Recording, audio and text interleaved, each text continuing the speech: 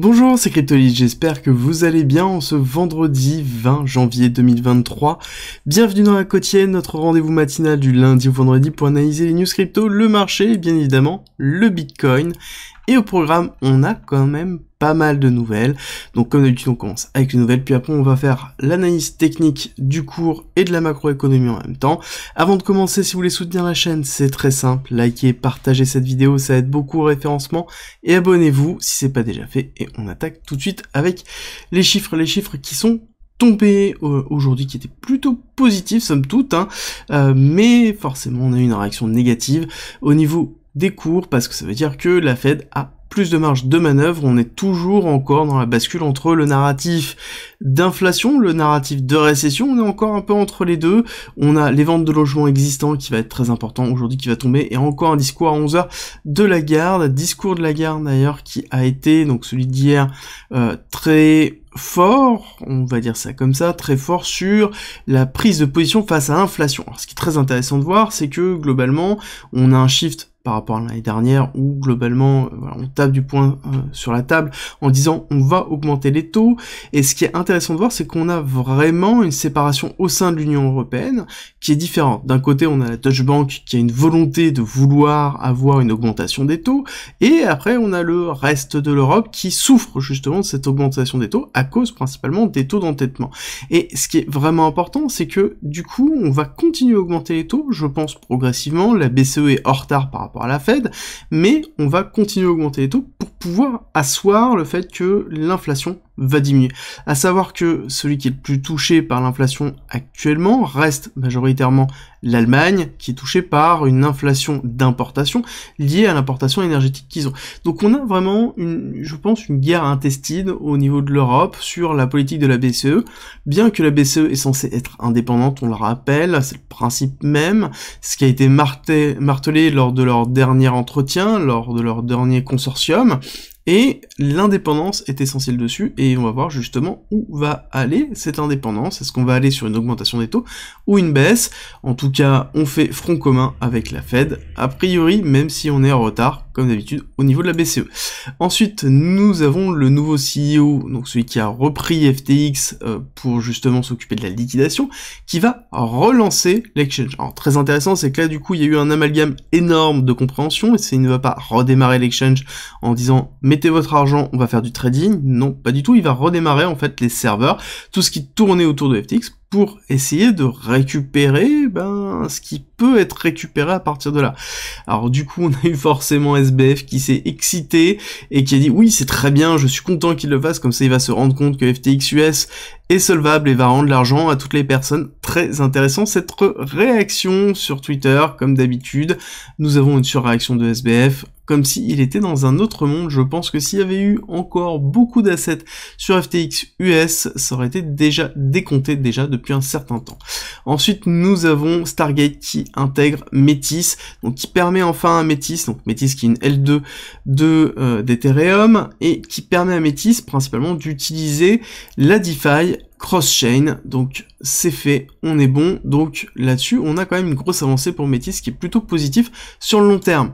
Ensuite nous avons OneInch, donc qui est un agrégateur de swap, donc qui permet en fait de sélectionner globalement les meilleures routes pour pouvoir faire des échanges décentralisés, et qui en plus compresse les fees, donc c'est très très bon agrégateur, et justement nous annonce qu'ils ont lancé, ça fait déjà un certain temps qu'ils l'ont, mais en tout cas, ils en parlent, un hardware wallet, et a priori, ça devrait pas tarder parce que c'est dans les dernières étapes de financement et de testing, donc on va voir comment ça va se dérouler, mais c'est logique, quand on reprend le narratif pour 2023-2024, on sait que c'est l'arrivée de l'adhésion. L'arrivée de l'adhésion, c'est quoi?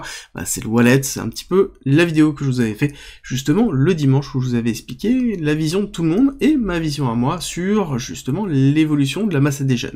Ensuite, nous avons Genesis, ça y est, c'est tombé, dépose le chapitre 11, très intéressant, je suis allé voir sur Coindesk, parce que Coindesk appartient justement à la holding qui détient Genesis, donc tout est un petit peu lié, et c'est l'article de loin le plus complet à l'heure actuelle.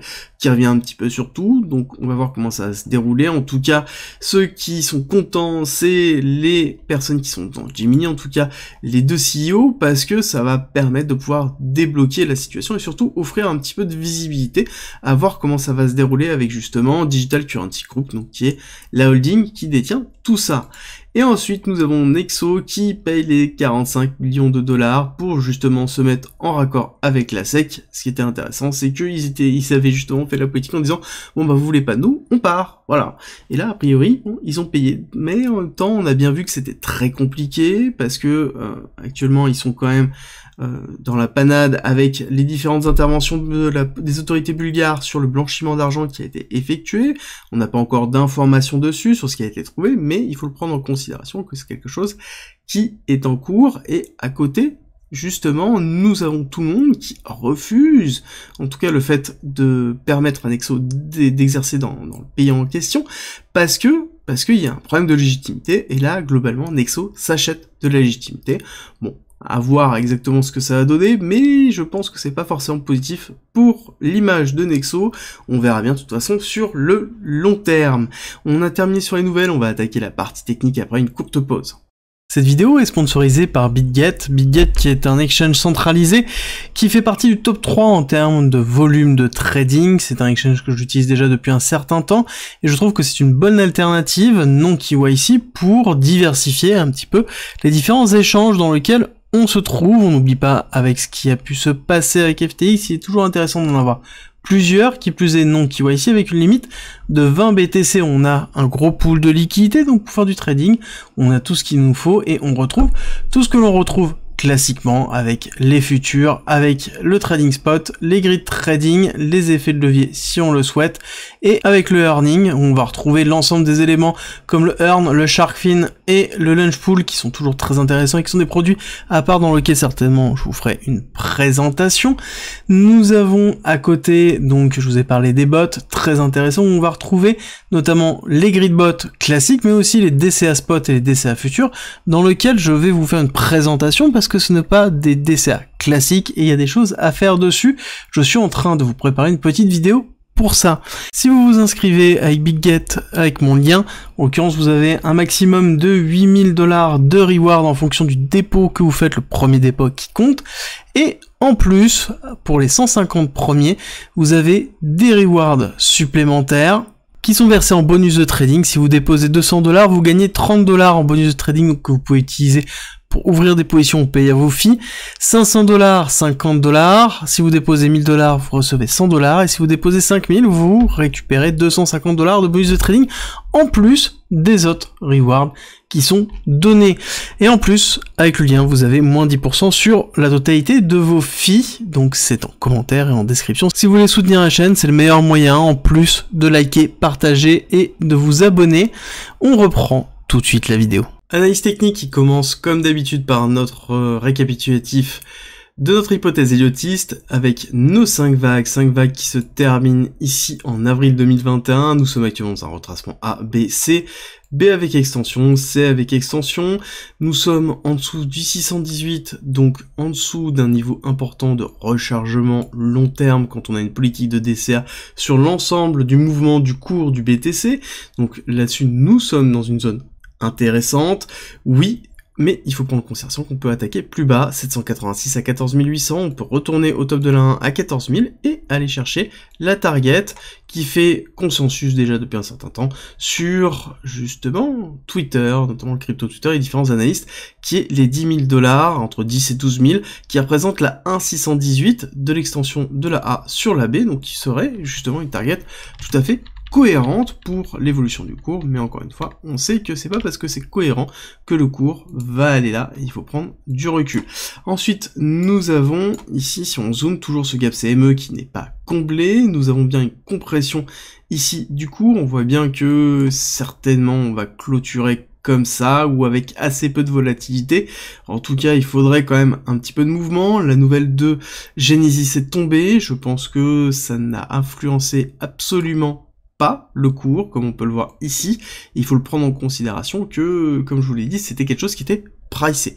Par contre, ce qui déterminera si le cours ou non va être impacté, ça va être les informations qui vont être distillées lors du chapitre 11 de Genesis, parce que c'est l'avantage du chapitre 11, c'est qu'on a un afflux de transparence.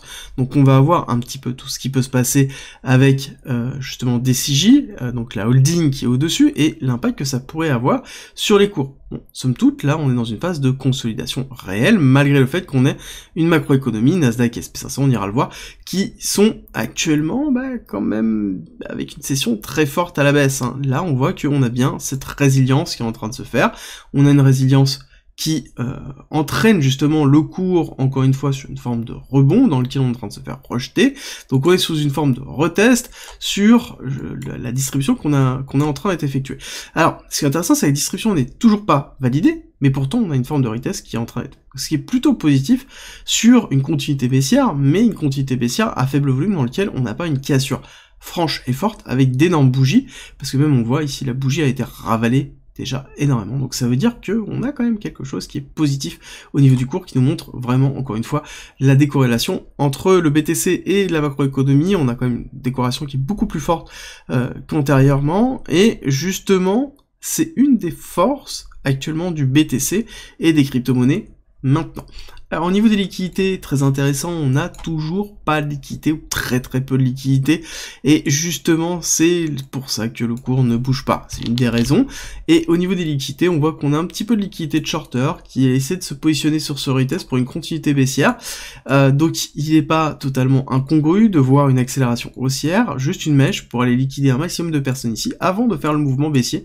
Donc un petit peu ce qu'on a l'habitude déjà depuis un certain temps, ce qu'on a connu notamment ici, hein, d'accord. Cette mèche-là, c'était une mèche de liquidation pour fumer toutes les personnes qui étaient au-dessus, et ensuite descendre, chuter, et on a fait la chute, et ensuite on a ravalé. Donc pareil, pourquoi on ravale ici? Parce que on a une compression des liquidités, on n'a pas suffisamment de volume, on n'a pas suffisamment de volatilité pour partir à la hausse ou à la baisse.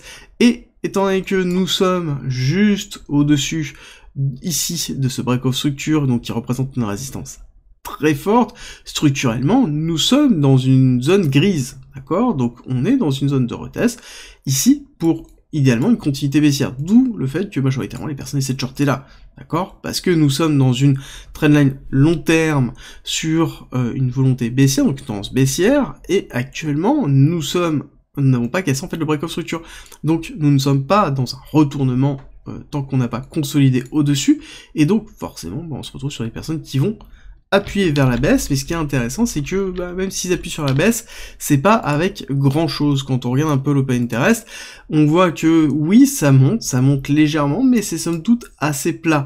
Alors ce qui est intéressant de voir, c'est justement ça monte, ok? Là, qu'est-ce qu'on voit? On voit qu'on a une petite augmentation des shorts, on voit qu'on a une petite inflexion des longues sur les positions qui sont en train d'effectuer, donc c'est-à-dire que potentiellement, on a une petite augmentation ici des shorts au niveau du long short sur Binance principalement, qui sont eux qui appuient sur le levier, ou en tout cas qui donnent de la volatilité, mais on voit que c'est assez faible, d'accord? On n'a pas le perp qui monte, on n'a pas le CVD, on a le spot aussi qui reste flat. Bon, ça veut dire quoi? Ça veut dire que potentiellement, on a une forme de hedging qui est en train de se mettre en place. Pourquoi? Parce qu'on aurait une construction ici long terme de position longue, dans lequel on aurait potentiellement une augmentation court terme de hedging sur une potentielle baisse avant de pouvoir remonter. Donc on pourrait avoir une continuité de hedging qui s'effectue avant de pouvoir avoir un retracement haussier qui s'effectue par la suite. Dans tous les cas, la problématique du marché, c'est pas tant la notion de où on va, c'est surtout la notion de volume et de volatilité. On a un marché qui est juste totalement à sec de liquidité, dans lequel il n'y a pas d'impulsion qui est effectuée, ou en tout cas très peu. Et ça veut dire que c'est un marché qui va généralement ranger, puis faire un mouvement très fort, que ce soit aussi au baissier, puis ranger, et ainsi de suite. Et ça va se passer comme ça pendant un certain temps, et à déterminer justement quand est-ce que ça va être. Alors, j'ai tendance à penser que les éléments clés macroéconomie restent, encore une fois, le discours de la Fed sur le prochain taux, dans lequel on aura une validation réellement du narratif, de la fin de narratif d'inflation, avec une confirmation des différents trucs qui vont être effectués sur la macroéconomie, et donc qui devrait soit enfoncer ici, soit alléger la chape de plomb qui se trouve actuellement, d'accord? Donc même si on a une résilience du BTC, il faut comprendre que ça joue quand même dans l'apport de liquidité, parce que quand on a une macroéconomie qui est contracté, ça veut dire qu'on a une contraction des liquidités, donc forcément ça veut dire que à côté on a moins de liquidités qui peut rentrer sur le BTC. Et donc derrière, intrinsèquement, des mouvements qui sont toujours beaucoup plus faibles, et ça, il faut juste l'assimiler, il va falloir être patient, potentiellement aujourd'hui, surtout ce week-end, et on va attendre la semaine prochaine dans lequel on pourra avoir un petit peu plus de mouvements, mais il va falloir encore, je pense, être patient jusqu'à la fin du mois de janvier. Sur le DXY, ben pareil, hein, on a un écrasement du cours, on voit que ça se confirme ici, un travail du 101, on reste toujours dans l'idée générale que je vous ai donnée, qui est principalement d'avoir à un moment donné, hop, potentiellement un retest jusqu'au 101.2, après soit retester les 105 et faire une continuité baissière, soit derrière, deuxième pattern, toujours la même début, mais on va chercher beaucoup plus haut, on va chercher 109, voire 109.5, tac, pour ensuite faire une continuité baissière. Pour moi, c'est les deux patterns que j'ai actuellement sur le DXY, parce que actuellement on est en train de shift totalement de structure avec le break of structure qui a été effectué. Pour moi, j'aimerais bien que on ait ce petit retracement pour justement se dire, ok, on a fait de la respiration, maintenant on descend, et là on aurait justement un signal qui serait relativement fort. Ensuite, nous avons le Nasdaq. Alors le Nasdaq, intéressant dans le sens où on a fait une respiration qui, somme toute, a été ravalée partiellement. Alors ce qui est intéressant de voir, c'est que le Nasdaq qui, à la base, est celui qui sous-performe un petit peu dans les indices, parce que c'est des valeurs technologiques, donc forcément, dans cette période d'incertitude, les valeurs technologiques ont toujours un pricing inférieur, il faut le prendre en considération. Mais là, on a quelque chose qui, somme toute, ne s'enfonce pas dans les limbes. On avait, historiquement, sur décembre, quelque chose qui était totalement écrasé par rapport au SP500, là ce n'est pas le cas, si on regarde un petit peu ce qui est en train de se faire, on voit que le SP500 tient quand même relativement bien par rapport à ce qu'on avait pu connaître avant. Alors par contre oui, elle est toujours très mal placée par rapport au SP500 où on est quand même sur une schématique de compression réelle du cours et donc forcément des volumes pour pouvoir idéalement préparer un mouvement, le Nasdaq aussi, mais il est beaucoup plus agressif, hein, d'accord, c'est-à-dire que là on a quelque chose qui est comme ça, où on va aller potentiellement soit dans un sens ou dans l'autre, alors que le SP500 on est quand même très poussé vers la hausse, hein. Je veux dire, quand on regarde, on va y arriver, troisième essai, quand on regarde, on a quand même quelque chose qui est comme ça, avec une finalité qui devrait arriver beaucoup plus tôt. Bon, à déterminer, ça reste encore une fois des patterns de compression, les patterns de compression restent uniquement dans le but de créer de la liquidité, il faut le garder en tête, le but c'est créer de la liquidité parce que c'est ce qui manque au marché, c'est cette liquidité nécessaire pour pouvoir repartir. Au niveau des bands, on va voir que on a un enfoncement, ce qui est logique, quand on voit un petit peu ce qui se passe sur le Nasdaq et le SP500, d'accord? C'est un petit peu logique, je pense qu'on va aller potentiellement retester les 0,8, à déterminer un petit peu aujourd'hui, la clôture d'aujourd'hui je pense va être importante parce qu'on voit déjà que on est en train sur cette semaine de travailler une partie haute dans laquelle on a ravalé totalement et on est en train de s'enfoncer, donc je pense que le travail d'aujourd'hui va être déterminant. Est-ce qu'on va ravaler cette mèche pour reclôturer au-dessus, ce qui voudrait dire que potentiellement sur le Nasdaq on ait un retravail aussi, que c'est juste une petite respiration sur l'SP500 et sur le Nasdaq, d'accord, qu'on soit sur quelque chose qui est plus serein et qui serait conforme avec ici ce retravail de la bougie dans lequel on a ravalé une partie de la bougie. Et d'ailleurs si on regarde un petit peu, on va regarder en 1 heure, au niveau du Nasdaq, je pense que ça va être intéressant de voir ça. Et là, sur le Nasdaq, oui, potentiellement, là, on est allé récupérer ici l'inducement. On n'est pas allé reprendre la liquidité de cette accélération haussière. Ça sous-entend qu'en effet, on pourrait avoir une nouvelle continuité haussière, baissière, pardon, pour récupérer justement la liquidité ici, avant de faire un retravail et pouvoir retester, pourquoi pas, ici, les 11 500, pour récupérer justement une partie de l'imbalance qui a été laissée, alors je pense plus en 4 heures, on va bien l'avoir l'imbalance qui a été laissée en 4 heures, pour récupérer cette imbalance qui se trouve ici, pour ensuite faire une continuité baissière, idéalement aller chercher ici, hein, d'accord? Là on voit qu'on a beaucoup de liquidité, on a un equal low qui s'est formé ici, donc un appel de liquidité dans les 11 000, et 11 000 qui est une zone de toute façon de résistance et de support colossal, dans lequel on sait qu'on a un impact très fort au niveau du Nasdaq, donc ça me paraît tout à fait cohérent d'avoir encore une continuité baissière aujourd'hui, pour ensuite ravaler à la hausse, à voir en fonction du volume. Et là on est en train de voir qu'on est en train de commencer la journée en positif, et on n'oublie pas que majoritairement du temps, quand on commence la journée en positif ou dans un sens, c'est invalidé lorsque le marché s'ouvre, en tout cas sur la finalité du marché, une fois qu'il est ouvert, et c'est ce qui pourrait justement arriver. Autre point qu'il faut noter, et ça c'est macroéconomique principalement, c'est que quand vous regardez vraiment le RSI, vous voyez que vous avez une stagnation déjà, d'accord, depuis septembre, au niveau du momentum. Le momentum est en écrasement, est en attente, en fait, tout simplement, d'un mouvement et d'une indication forte. Oui, on a eu des accélérations haussières, on a eu une forme d'automne / printemps qui s'est effectuée, mais le momentum n'est pas présent. Le momentum n'est pas présent, donc ça veut dire que la volatilité n'est pas présente. Et si on regarde le volume, on voit que le volume n'est absolument pas présent, du coup, dans cette accélération. Ça veut dire deux choses. Ça veut dire que soit on attend la validation d'une continuité baissière, soit on entend un mouvement suffisamment fort pour créer un momentum haussier. Est-ce que là on a les informations pour le faire? Là on a été rejeté par la trendline supérieure, alors du coup on va se mettre en weekly pour bien la voir, normalement elle va apparaître, voilà. Donc là on a été bien rejeté, donc le momentum, clairement le mouvement d'analyse technique suffisant pour se dire qu'on repart à la hausse, bon, il n'a pas été fait, on a été rejeté sur le 618, sur la trendline, pour une continuité baissière. Bon, bah là, en l'occurrence, c'est pas le cas, on n'a pas de rupture. Nasdaq, pareil, on n'a pas de rupture nécessaire.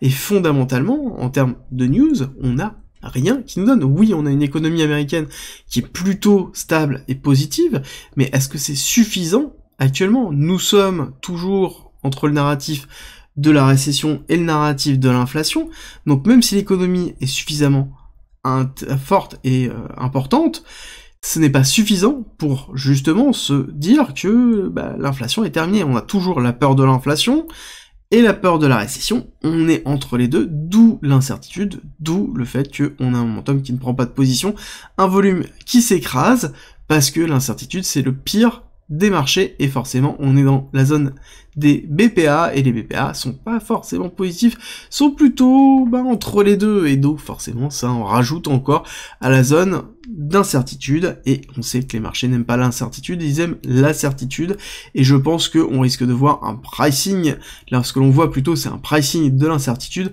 pendant les 6 prochains mois qui vont être de 2023, avant potentiellement un redépart, et je pense que le prochain mouvement sera la représentation de la fin de 2023, et là-dessus il faudra justement en rediscuter. Avant de se quitter, je vous rappelle que le Discord est en commentaire, c'est gratuit, et c'est un lieu de partage et d'échange autour de la crypto-monnaie, de la blockchain, du trading et de l'investissement. N'hésitez pas à rejoindre justement notre communauté de passionnés, et pour tous ceux qui veulent soutenir la chaîne et le Discord, on a mis en place un premium avec plus de contenu, avec plein de choses, comme par exemple 100 vidéos, 300 pages de formation et de guides structurés autour d'un parcours pédagogique. On y en rajoute toutes les semaines, donc ça grossit toutes les semaines. Vous y retrouverez aussi des stratégies de trading, des stratégies d'investissement, des analyses, des lives hebdomadaires, des briefs quotidiens que j'effectue sur le marché, plein de choses, plein de contenu. N'hésitez pas à nous rejoindre et je vous mets une petite vidéo en haut à droite pour les curieux. Je vous dis à tout de suite.